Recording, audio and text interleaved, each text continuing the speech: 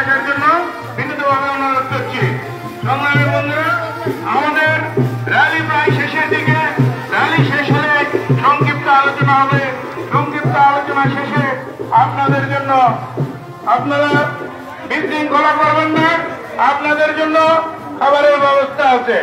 সংগ্রামী সাথী ও বন্ধুগণ, সেই 1978 সালের এই দিনে দেশের প্রয়োজনে, জাতির প্রয়োজনে, বাংলাদেশের সার্বভৌমত্ব গণতন্ত্র রক্ষার প্রয়োজনে এই দিনে এই বিএনপি নামক দলটি গঠন করেছিলেন শহীদ প্রেসিডেন্ট জিয়াউর রহমান।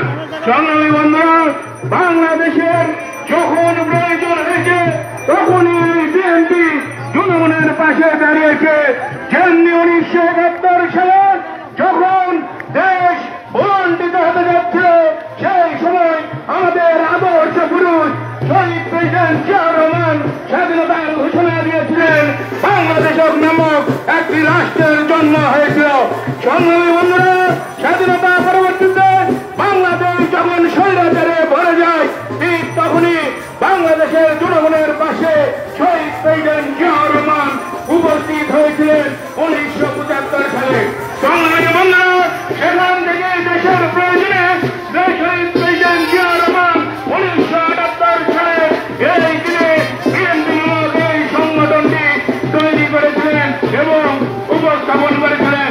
সংগ্রামী বন্ধুরা, তার পরবর্তীতে স্বাধীনতার সময় এই যখন দেশের স্বাধীনতা যখন বিভিন্ন বিপন্ন, ঠিক সেই সময় তার যোগ্য উত্তরকারী সহধর্মিণী দেশনেত্রী বেগম খালেদা জিয়া বাংলাদেশকে বিএনপির মাধ্যমে নেতৃত্ব দিয়ে স্বাধীনতা মুক্ত করেছিল। সংগ্রামী বন্ধুরা, ঠিক তেমনিভাবে 2008 সালে বাংলাদেশ যখন